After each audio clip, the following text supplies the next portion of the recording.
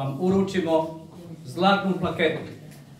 Vama kao majci koja svaki dan puštate suze žalosnice za svoga sina, ali ne samo za svoga sina Jean-Michela Nicoliera, nego za sve one koji danas i majke Hrvatske plaću jer ne mogu naći kosti, ne mogu naći tijela svojih sinova, muževa, jer fašistička Jugoslavenska narodna armija na čelu sa Miloševićem je učinila kulturocid, genocid, umocid i sve moguće cidove da nestanu hrvatski branitelji koji su u Vukovaru, njih 1600 ili više, nije bitan broj, ali malo je onaki kao što je vaš sin ostao dostojanstven do zadnjeg časa u bolnici, koja je po svim ženevskim, međunarodnim i Ujedinjenim narodima konvencijama bila zaštićena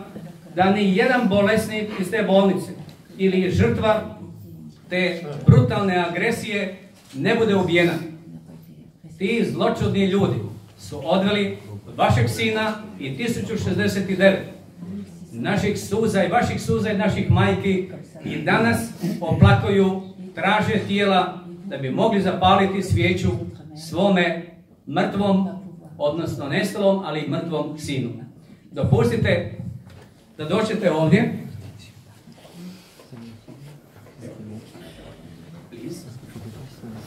Gospodine ministre Toma Medvedu, dopustite da vas pozovem da dođete do majke.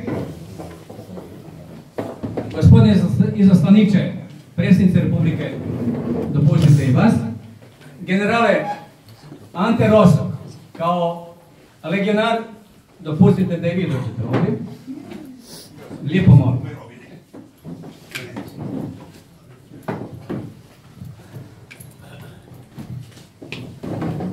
Evo jedan čin koji ćemo učiniti sada.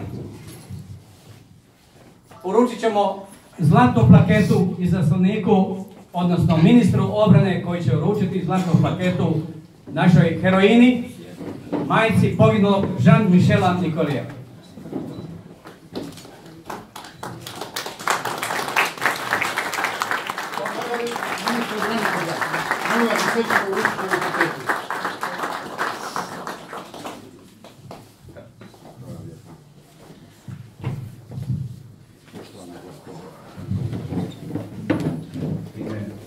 Hrvatski branitelj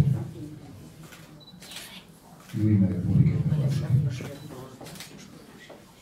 želim vam i ovom prigodom iskazati zahvalnost za žrtvu koju je vaša obitelj podnijela za slobodu, za samostalnost Republike Hrvatske. Hvala vam što je vaš sin Jean svojim imenom, svojim stopom, svojom žrtvom u samim temeljima francusko-hrvatskog prijateljstva.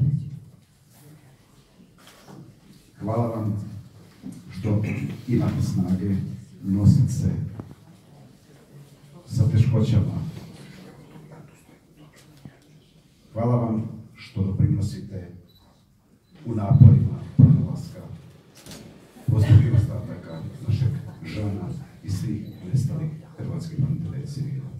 Od srca vam hvala i neka vam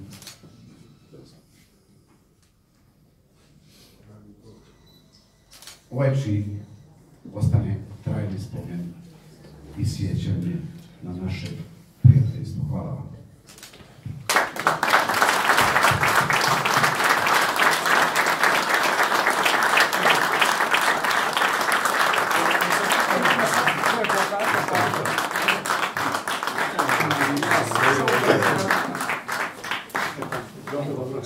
Please, please.